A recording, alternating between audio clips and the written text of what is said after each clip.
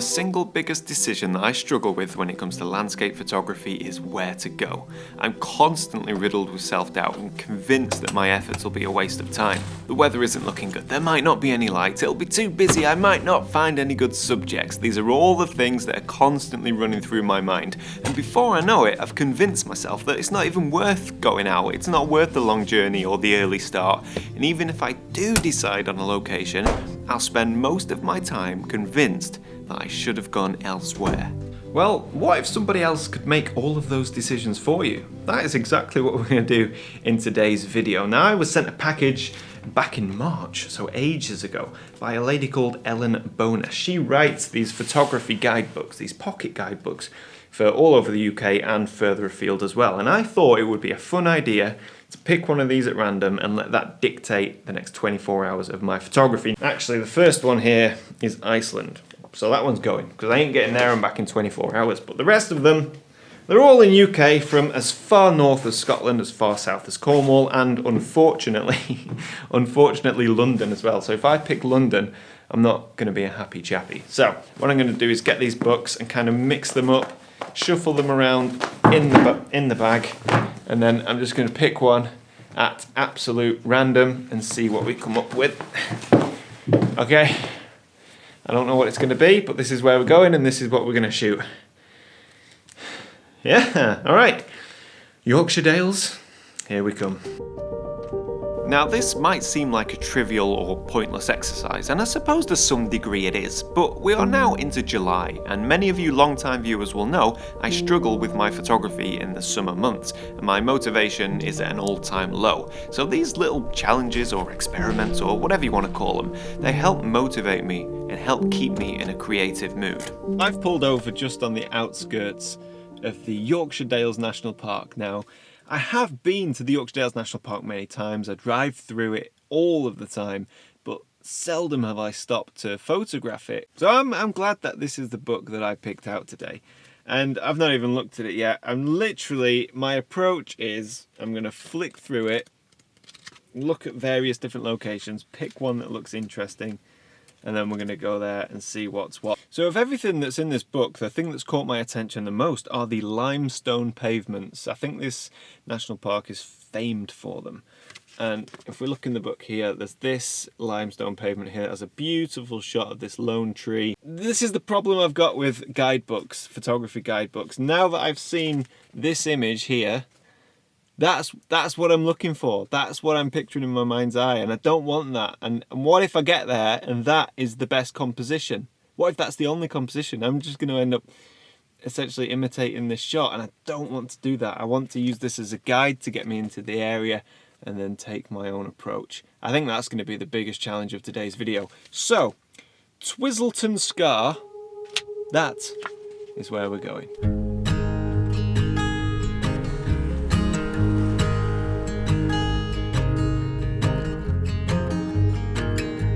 Martin Arms, and I'm supposed to turn right opposite the Martin Arms signposted dent. There we go.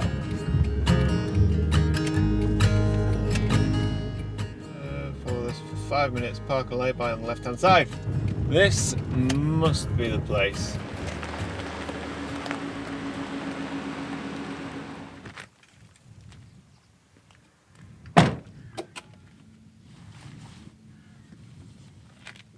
So once I've parked at the lay-by on the brow of the hill, I need to walk down the road, continuing on, and take the next track on the right-hand side, which is walled on both sides. And that is just here.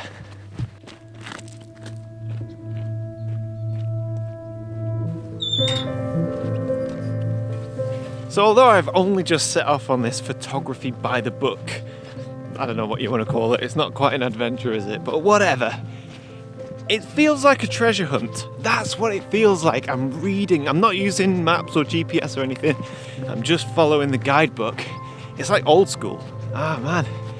I'm genuinely enjoying it. Genuinely enjoying myself. After you pass through a combined gate and kissing gate, look out for a track that doubles back up the scar on the left-hand side. It isn't signposted, but it does have 2 wooden posts stuck into it. I'm guessing it's up there. So it's quite a long drive for me to get to this national park, probably about 2.5 hours, and the hike from the van to this point was about 30 minutes. Now, if it wasn't for the YouTube algorithm, I would take the last half of June and all of July off. I wouldn't go out with my camera. I don't like summer. It's not a time of year that I particularly enjoy. For photography, I mean, it's great for all other kinds of outdoor activities, but for landscape photography, man, I struggle. And I get really down about it as well, because I kind of feel guilty for not going out and shooting and whatnot. And I'm sure I can't be the only one who struggles with that.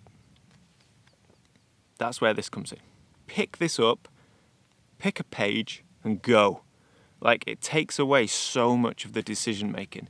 If it wasn't for this, I would never come here. I would never think to come here, and almost certainly it would never happen. So, let's go and see what we can shoot.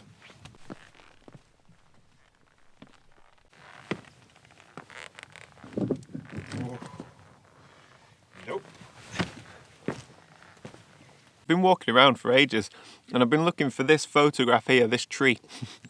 Not because I want to reshoot it, I was just curious as to where it was. Couldn't find it. Anyway, the light right now is terrible. All of this high cloud is built in, and it's really flat, very flat. So I'm not massively inspired to shoot at the moment. However, looking out to the west, I can see that there is clear blue sky. All that cloud is coming in from the east. So if that cloud is moving slowly enough, as the sun sets to the west, we might get some gorgeous colours at sunset, just beautiful colours. And that would be worth shooting. So rather than hang around for 2.5 hours, which is when sunset is, I'm going to go back to the van, make something to eat, and then come back. And hopefully make it just in time for that glorious sunset.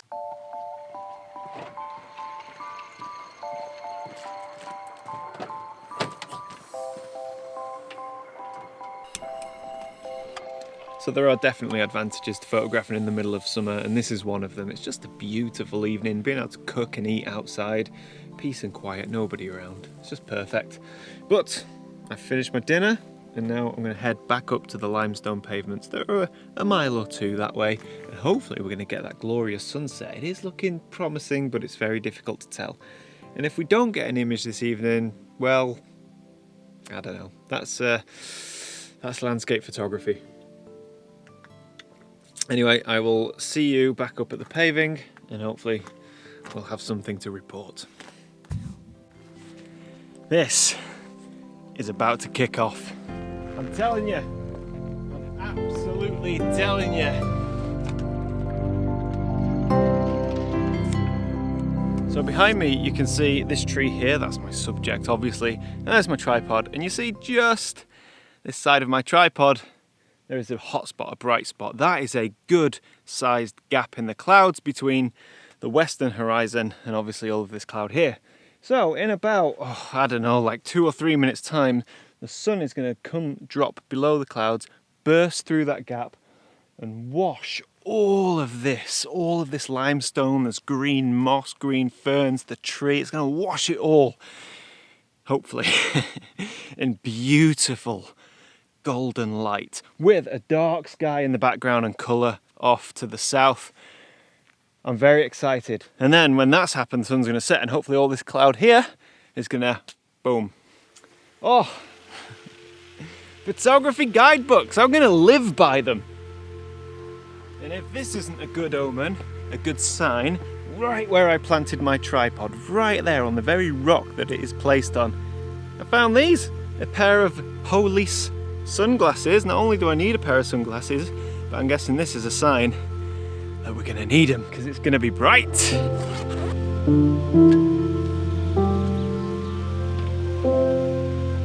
Oh man, I couldn't have wished for a better start to this photo shoot. It's just glorious. The way that the light is painting all of the limestone here in the foreground and the tree is superb. And with that, oh man. Hello. Oh yeah, I'm gonna have to call you back. You've got me at we've got about 2 minutes of good light, and I'm filming and shooting. All right. Bye. I'll call you back soon. Love you. Bye. Every time. So because we've got, whoa, the light's just intensified. Because we've got storm clouds or dark clouds in the background, the beautiful soft light on the foreground, the whole thing just, it looks like a painting. It's being painted with light, and it looks like a painting on the camera. I don't know. I just, oh.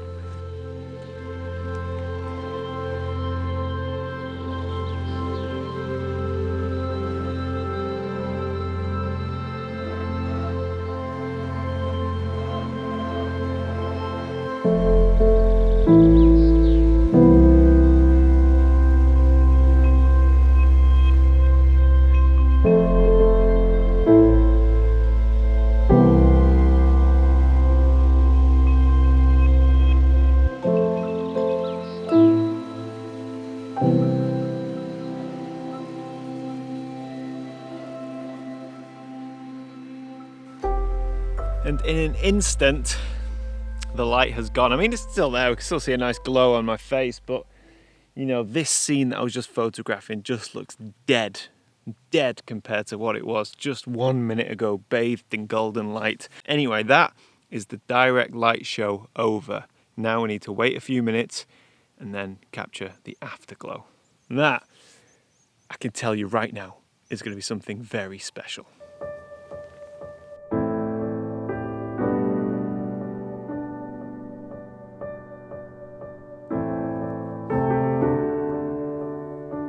So as fast as that colour came and as fast as that light came, it's gone just as quickly. The sky was really lit up before, and now you can see there is barely any colour left, just a dash of red.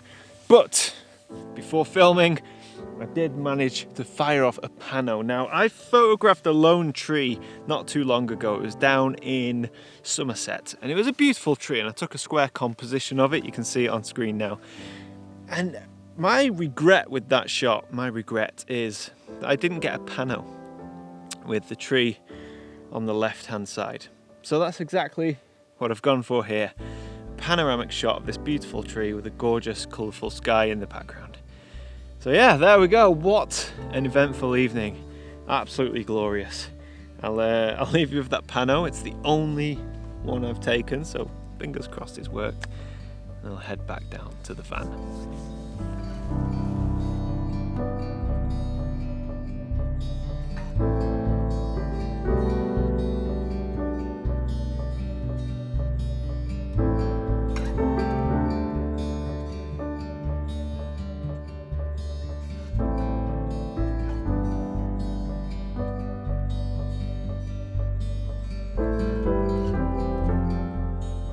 I'm still trying to figure out if there was much point to this video. I've always dismissed guidebooks because I want to find my own landscape, something I can discover all by myself and something that hasn't been photographed 1,000 times. Maybe that makes me a photo snob, I don't know. But I still think the best images are those that you discover all on your own. Something that fills your inbox with messages of, where did you take that photo? I was worried that all of the locations in this book would be honeypot views with hordes of other photographers and only 1 or 2 good compositions, but I was wrong. At least with this location, there were hundreds of potential images, and you could spend years up there and not shoot at all. No, I didn't discover this place on my own, and I'm sure I'm not the only person to have shot that tree. But nonetheless, it was fun, and I had a great evening out with my camera. Would I always use guidebooks to practice my photography? No, because then I would lose the thrill of the hunt and the elation of those rare discoveries that you make by exploring a forgotten corner of an old woodland somewhere. But when I fancy an evening out with my camera at a location that is sure to deliver, then a guidebook does make life easier. I bedded down for the night and picked out a nearby location for the morning, but unfortunately the weather had other ideas.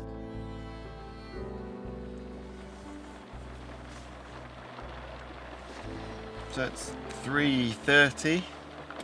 Oh, 3:30 in the morning, and it's raining. There's nothing worse than waking up to the sound of rain on the van. Do I go out and try my luck anyway? Or do I just write it off and stay in bed?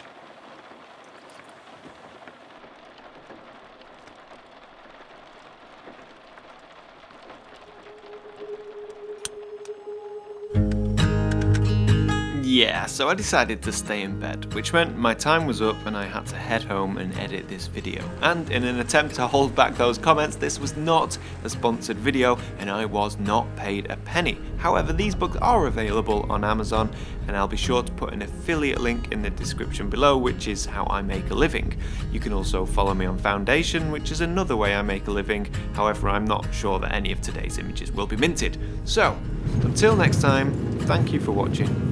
Bye for now. Oh, yet you kept going. Why did you keep going?